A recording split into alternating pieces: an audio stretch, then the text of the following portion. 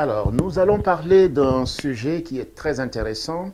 On est à quelques jours des élections présidentielles en France.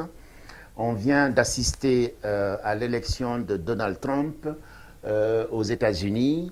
On vient de voir l'élection d'un nouveau président en Gambie. Le monde bouge. Il y a des mutations partout. Et il faut être extrêmement vigilant. Et nous, ici, nous essayons de donner tout simplement des éclairages. Nous n'avons pas la science infuse.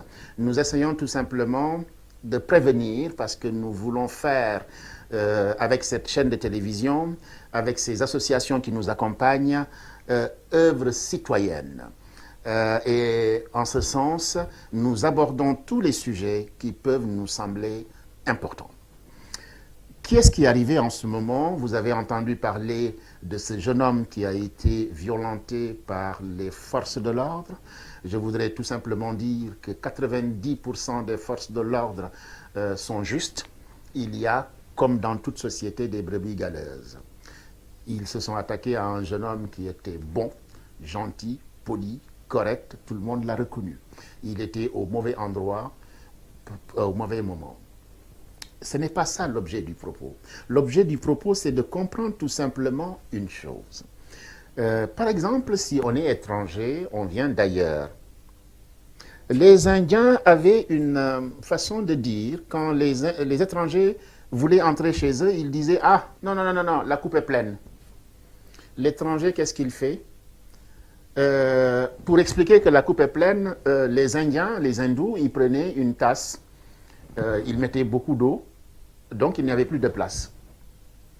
Ils le donnaient à l'étranger pour lui dire il n'y a plus de place. L'étranger, qu'est-ce qu'il faisait? Il prenait un morceau de sucre ou du sel, et ce sucre et ce sel fondent dans l'eau pour leur dire que si vous m'acceptez, je vais me fondre dans vous et vous apporter mon supplément d'âme. L'étranger n'est pas celui qui vient déranger. L'étranger, il vient normalement participer au développement du pays qui l'accueille. Et souvent, les étrangers ne le savent pas, la majeure partie. Et souvent, on les taxe de venir tricher les allocations familiales. Je suis très cru dans mes propos. C'est justement pour vous interpeller tout simplement sur les mots que vous entendez et vous ne dites rien. Il faut qu'on le dise. Ils vont dire c'est des réfugiés économiques, des étrangers économiques, parce que chez eux, il y a la guerre, il y a etc. Et ils viennent manger le pain, notre petit pain. Et qu'est-ce qu'ils font? Ils sont dans une situation incomprise, ils se retranchent. Et quelquefois même, ils font ce qu'on appelle du communautarisme. Ce communautarisme n'est pas une mauvaise chose. On fera une émission sur ça. Communautarisme, c'est tout simplement un groupement d'individus qui se ressemblent, qui ont des appartenances, etc. Voilà. Mais ce n'est pas un mot rédhibitoire. Ce n'est pas un mot qui est mauvais. Parce qu'un blanc, un noir, etc. peuvent créer une communauté. Donc, qu'est-ce que le communautarisme? On reviendra sur ce sujet-là à l'occasion ici. Je voudrais tout simplement dire que c'est parce que je suis étranger que je peux apporter quelque chose à ce pays. L'autre chose, c'est que nous passons beaucoup de temps à jouer, à danser, à parler, à ne pas agir, à critiquer. J'ai beaucoup d'expérience, beaucoup d'expérience. En ce moment, par exemple, je vous dis une chose, je suis très fâché, très en colère par rapport à nos amis cadres qui ont des signatures. Et vous savez que nos jeunes des banlieues ou nos jeunes issus de l'immigration ou dont les parents sont immigrés, mais eux sont français ou américains, etc., n'ont pas la possibilité de faire des stages en troisième, en seconde, etc. C'est un sujet qui m'embête beaucoup. Depuis 2 ans, j'ai pris en main ce problème. Je trouve des stages pour nos jeunes de troisième, de seconde, etc. Parce que bien souvent, on les envoyait où? Je n'ai rien contre les pizzas. Je n'ai rien contre les salons de coiffure. Je n'ai rien contre les restaurants, etc. mais jamais chez un médecin, jamais chez un architecte, jamais chez un ingénieur. Moi, mon fils a fait son stage dans une entreprise de 8000 agents en sécurité informatique. Ma fille a fait un stage en architecture d'intérieur. Une de mes nièces a fait, il n'y a même pas un mois, un stage en médecine. Un autre a fait un stage en médecine en Suisse. L'autre a fait en design. Donc, je travaille sur ces questions-là et j'interpelle mes compatriotes africains, maghrébins, à prendre en main ces jeunes-là pour leur dire que c'est possible. Si eux ont réussi, c'est possible. Et il faut donner la chance à nos jeunes. Mais bien souvent, on est dans son coin, j'ai réussi, j'oublie les autres. Je ne suis pas d'accord. Et ça crée effectivement un sentiment d'impuissance à nos enfants. Alors que les enfants-là, mais sont des Français, sont des Américains, sont des Italiens. Ils sont nés en Europe, mais ils doivent apporter leur supplément d'âme au pays dans lequel ils se trouvent. Donc les votes. Bien souvent, nos jeunes, qu'est-ce qu'ils font? Ils sont dans le coin. Ils ne font rien. Ils dorment. Ils ont les motos. Pendant que les gens se reposent, ils ont la moto. Ils font du bruit. Le vieux français, ben, il s'énerve. Ce n'est pas bon. Et quand il s'énerve, le vieux français, vous savez comment il réagit? Il va mettre son bulletin dans l'urne et il va prendre qui? Le populiste, le nationaliste, etc. Qui lui dit, quand moi je viendrai, je vais te défendre. Vous avez compris que je parle du Front National, hein? Je ne vais pas le cacher. En le disant, j'essaie tout simplement d'interpeller les jeunes qu'il faut qu'ils s'inscrivent sur les listes électorales, qu'il faut qu'ils décident qui va parler en leur nom, plutôt que de parler en leur nom sans autorisation. Le vote est un moment important de la vie d'un citoyen. Il faut le savoir. Réveillez-vous, arrêtez de dormir, réveillez-vous, allez voter. Je suis très content d'avoir des amis qui sont élus de la République. J'ai mon ami Samba, Samba qui est à Vendôme. J'ai mon ami Seydina qui est dans les Yvelines. J'ai beaucoup d'amis qui sont dans des partis politiques, qui participent à la gestion de la cité, qui deviennent des maires, des adjoints au maire, des conseillers généraux, etc. Je leur dis bravo. Mais nous tous, on peut le faire. Je suis content quand je vois Ramayad à la télévision, quand je vois Rachida Dati. Ce ne sont pas mes bords politiques. Mais je les respecte parce que ce sont des gens visibles qui disent que nous sommes là, nous sommes nés ici, nous devons participer à la gestion de cette cité-là. Donc ils votent. Ils votent. Ils nous incitent effectivement à aller voter, à participer et à nous dire que c'est possible. Et il faut le savoir. Mais bien souvent, nous ne le faisons pas. Nous croisons les bras. Mais quand vous croisez les bras, mais c'est tant pis pour vous. Mais qu'est-ce qui est arrivé aux États-Unis? Le populiste. Il a promis beaucoup de choses aux États-Unis. Mais la réalité est en train, lui, dans sa tête virtuelle, il pensait qu'il pouvait tout avoir avec sa fortune. Mais jusque-là, et Hillary Clinton a bien raison de dire 3-0, parce que ça fait 3 fois qu'on le retoque.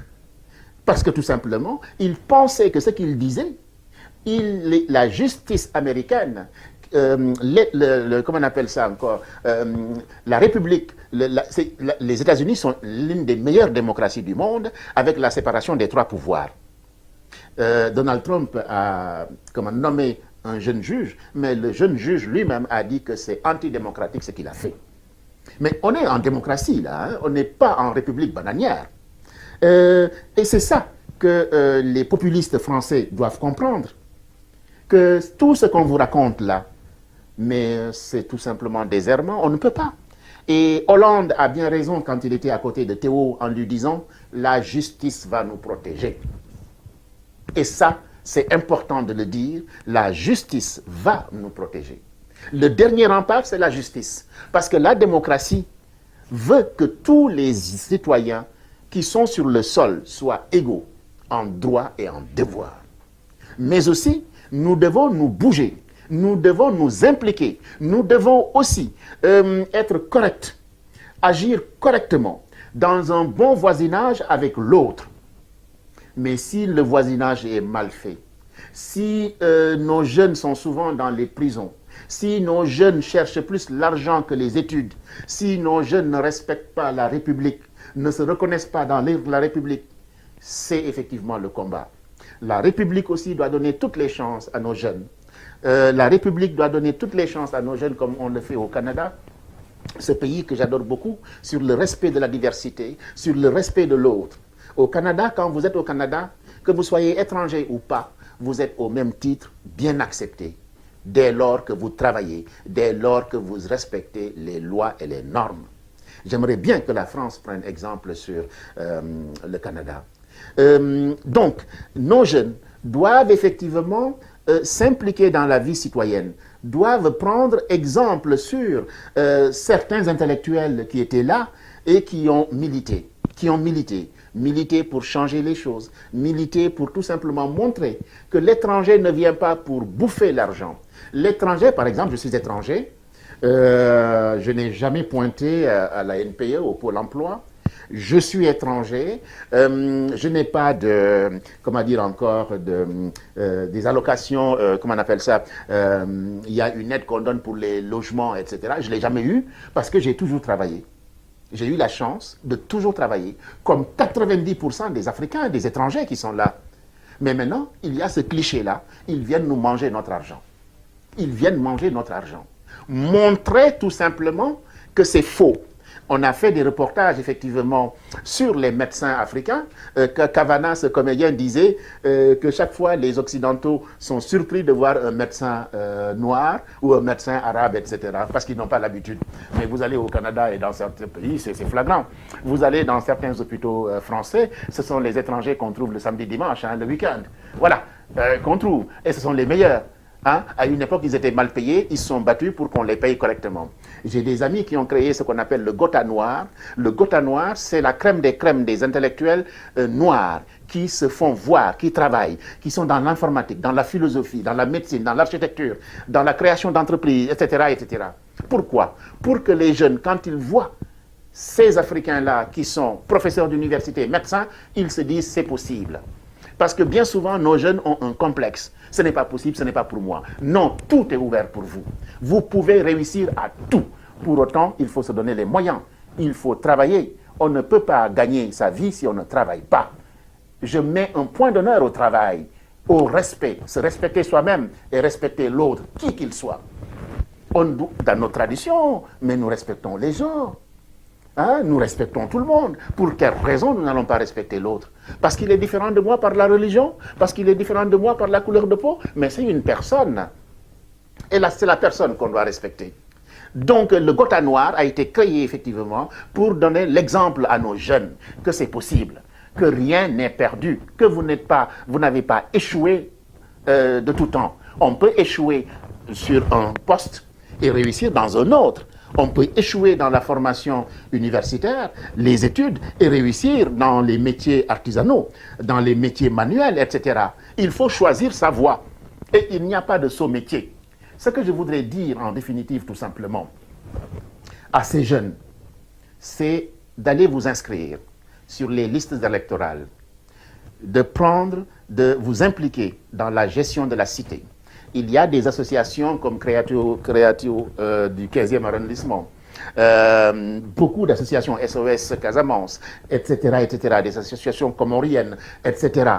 Mais allez vous inscrire, allez participer, donnez de votre temps, impliquez-vous. Se donner, c'est servir.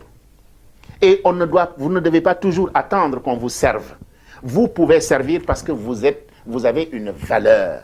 Chacun est gros de quelque chose, comme le disait Socrate. Chacun est riche de quelque chose. Il faut savoir seulement l'écouter. Il faut savoir qu'on vous incite, qu'on sache vous appâter pour que vous donnez le meilleur de vous-même. Vous n'êtes pas n'importe qui. Dites-vous que vous êtes des individus capables de donner quelque chose. Et si l'autre vous refuse cela, mais tant pis pour lui. Vous avez confiance en vous et vous devez vous donner les moyens de vous battre. Et vous pouvez vous battre, il y a plein d'associations qui tendent la main. L'école est là, mais formez-vous, allez voter. La seule façon de réussir votre vie à l'étranger, c'est de mettre votre bulletin. Sinon, ce sont les autres qui vont décider à votre place. Et vous avez vu en ce moment les dérives des populistes qui promettent tout et n'importe quoi. Même maintenant, avant, les populistes, on ne les voyait plus, les gens du Front National, etc. Mais maintenant, ils sont vos collègues. Hein. En direct, hein, ils s'affirment populistes. Et si vous êtes violent, vous allez vous battre parce qu'ils vont dire des choses qui ne vous plaisent pas. Mais c'est leur droit d'avoir cette conviction. À vous maintenant, par l'exemple, par votre comportement, par votre activité citoyenne, de montrer que c'est faux ce qu'ils disent. Et c'est possible. C'est ce que je fais, c'est ce que Christian fait, c'est ce que Aimeo fait, c'est ce que Hakim fait, c'est ce que beaucoup de gens font. Et c'est pourquoi il faut qu'on montre à nos jeunes que c'est possible. Que c'est possible et ne pas rester attentiste. Il faut provoquer les choses, créer des entreprises, aller voter, soyez sympa, soyez poli, travaillez, gérez vos enfants, tenez vos enfants. Parce que nos enfants, on dit bien en Afrique, si la rue, comment dire encore, éduque les enfants en Afrique, en Europe, ce n'est pas la rue qui éduque, hein. C'est autre chose. Il faut qu'on fasse extrêmement attention et donc allez voter. Voter, c'est une façon de résister, de dire non à la violence et de décider par tout simplement ce vote citoyen que beaucoup de gens n'ont pas. Et ici, on a la possibilité de voter. Le vote, c'est notre chance. C'est ce qui va nous empêcher effectivement d'être violents. Allez voter, chers amis. C'est la seule façon de dire non aux populistes, aux nationalistes qui traversent le monde, que ce soit aux États-Unis, en Autriche et bientôt en France. Mais je ne l'espère pas.